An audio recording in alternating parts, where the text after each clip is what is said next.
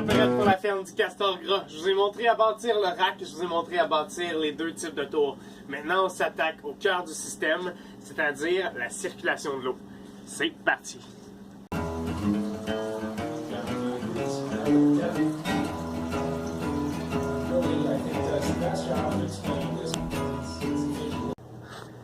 Alors, je vous apporte encore une fois pour une visite guidée de la serre. Cette fois-ci, il n'y a plus de plantes. J'ai récolté. Je me suis dit que ça serait plus facile de suivre la circulation de l'eau de cette façon-là.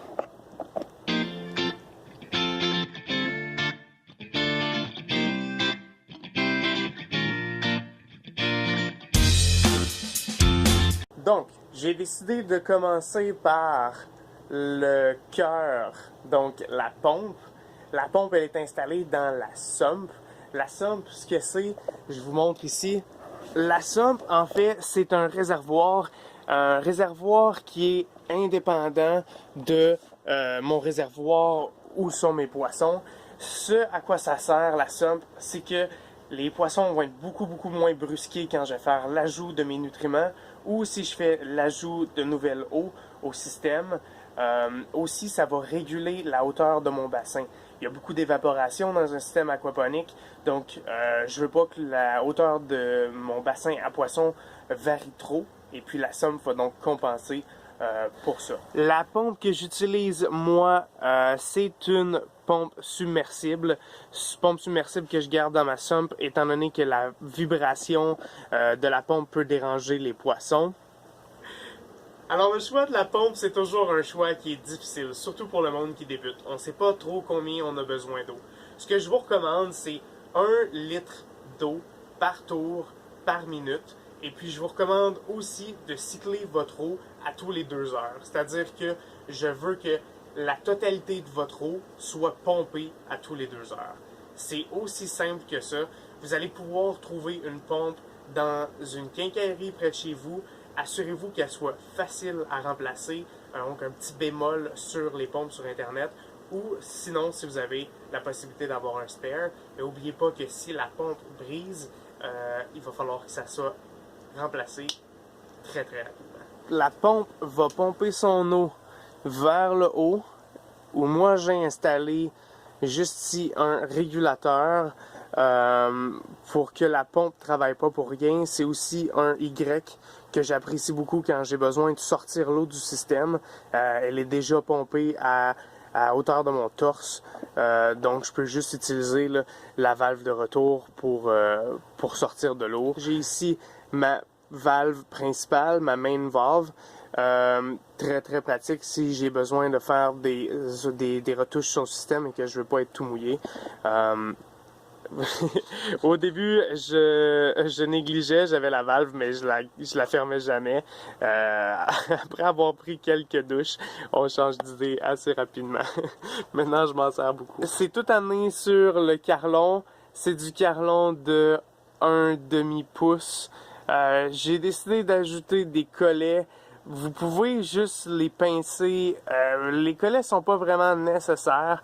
Par contre, pour ceux qui me connaissent, étant donné qu'on joue avec de l'eau, puis que c'est le sang dans notre système, là, si ça coule à terre, on perd quelque chose qui est vital. Donc, moi, personnellement, j'essaie de pas communément appeler cheaper sur les pièces. J'essaie de pas... J'essaie d'y aller là, vers le plus solide possible, même si c'est pas toutes les valves qui sont nécessairement indispensables, on va dire. J'aime mieux en avoir plus qu'en avoir pas assez.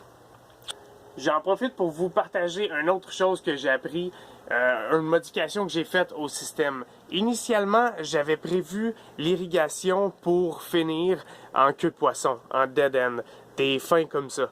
C'est une modification que j'ai fait relativement rapidement parce que le flow, la circulation d'eau était pas régulière. J'avais des tours qui avaient beaucoup plus d'eau, j'en avais qui en avaient beaucoup moins. Donc, depuis ce temps-là, j'ai fermé le bout et j'ai donc dû ajouter des valves pour pouvoir contrôler chacune de mes lignes. Mais j'ai fermé le système pour pouvoir réguler le débit d'eau. Je vais essayer d'aller vous montrer chacune des lignes. Comme j'ai dit, chacune des lignes est indépendante par deux valves, la bleue qu'on a vue et puis celle-ci ici. Pourquoi est-ce que j'ai besoin que chacune des lignes soit indépendante? J'en ai pas besoin. Par contre, si je veux par exemple planter seulement qu'une rangée, je peux facilement retirer les tours, ça c'est un avantage. Et sinon, un deuxième avantage, ça serait de pouvoir nettoyer les buses. Donc vous voyez ici, l'irrigation est assurée par des petites hoses qui sont juste poussées là, à l'intérieur du carlon. C'est fait pour ça. Ce qui va arriver, et c'est une assurance que ça va arriver, peu importe votre filtration, ça va finir par boucher. C'est sûr, certain que ça va finir par boucher. Donc, je peux, avec la pression, je ferme mes deux valves, mes deux autres lignes, et j'envoie toute la pression d'eau seulement ici. Et puis, ça va nettoyer mes buses. Donc ça, c'est un petit truc, et c'est pourquoi j'ai installer des valves. Après ça, le mouvement de l'eau naturel, c'est de descendre par chacun de ces petits embouts ici,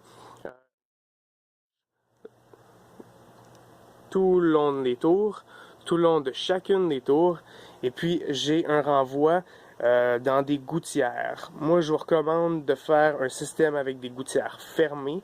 Mon système était uniquement temporaire ici, c'est pour ça que je suis ouvert.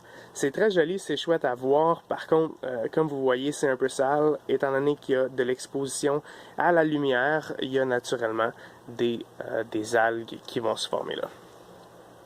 Et puis, pour terminer, on repart ensemble. Donc, pour fermer le loop, et le système se complète ici où il a commencé, juste par là. Donc le bain, le réservoir où il y a mes poissons, se dévide par cet embout ici. J'ai déjà utilisé un bas de nylon, maintenant j'utilise ce sac troué là. Ce qui est important, c'est que ça soit rempli c'est de la rembourrure d'oreiller en fait. C'est une très très bonne matière filtrante, et puis comme vous voyez, c'est sale. Si c'est sale, c'est qu'il y a de la vie là-dedans. S'il y a de la vie là-dedans, c'est bon pour nos bactéries. On en est bien content. C'est donc bénéfique, et c'est ma microfiltration pour mon système à moi ici. Alors je crois que ça complète le tour de la serre, ça complète l'aperçu sur la circulation d'eau ici dans mon système. J'espère que ça a répondu à vos questions. Sinon, vous pouvez toujours me laisser commentaire en bas et ça va me faire plaisir de vous répondre. Sinon, on se revoit la prochaine fois. Oh, n'oubliez pas, Facebook, Instagram, YouTube. Ciao, bye!